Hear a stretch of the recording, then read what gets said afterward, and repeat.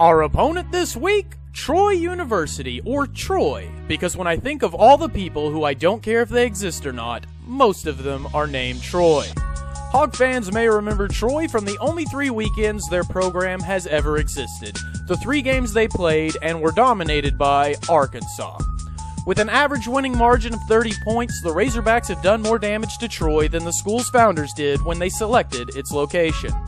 Troy University is located in Troy, Alabama, which I think is the bad part of Alabama, but that's kind of like saying the wet part of the ocean, the unfunny part of Ashton Kutcher, or the horrible part of Alabama. Alabama is a special place. So special that I'm going to use up Alabama jokes right now, knowing full well that we play the University of Alabama next week. Alabama is the Barney Frank of states. They're overweight, unintelligible, short-tempered, and in love with a bear. The beautiful part of that joke is that no one in Alabama knows who Barney Frank is. None of them can spell unintelligible to find out what it means, and by now they're all thinking about Nick Saban in a houndstooth leather jacket.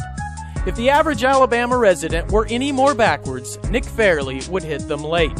If they were any more ignorant of the world around them, Ohio State would hire them as a compliance officer. And if they were any more obtuse, they would be a circle, which most of them are. Troy University plays in the David Schwimmer of major college conferences, the Sun Belt. The Sun Belt is where the fan sees his team blown up at the game and his trailer blown up at home, where the coach tries to find the holes in the coverage while on offense and has them shown to him while on defense, and you can establish yourself as the best team in the league by playing close to a team from any other league. The Sun Belt is less respected in Northwest Arkansas than a bald midget with a coke habit.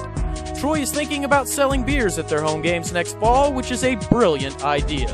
After all, what goes better with the crippling depression, inflated self-esteem, and rampant illegitimacy associated with alcohol than Sun Belt football? The mascot of Troy University is the Trojan. The Trojans. Congratulations, Troy, you are Neo. You have become one with the joke and can now fly and make 2 more crappy movies.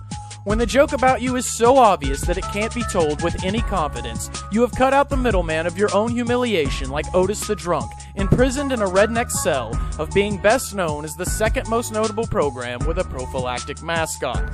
The only way that a condom for a mascot makes any sense for Troy University is that Michelle Duggar doesn't know what either of them are. The Trojans are led on the field by sophomore quarterback Corey Robinson. Robinson threw for an amazing 91 touchdowns in his senior year of high school, but hey, at least he didn't peak too early.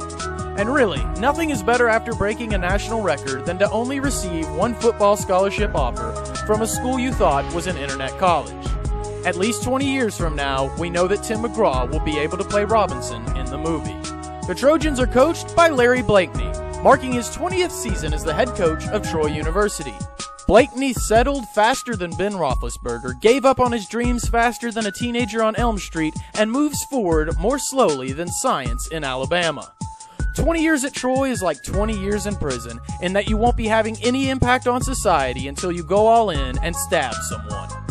Here's to you, Troy. You have fewer fans than Siberia, fewer big-time wins than Ron Paul, fewer reasons to exist than a college in Alabama, and fewer long-term prospects for success than Amy Winehouse's sponsor.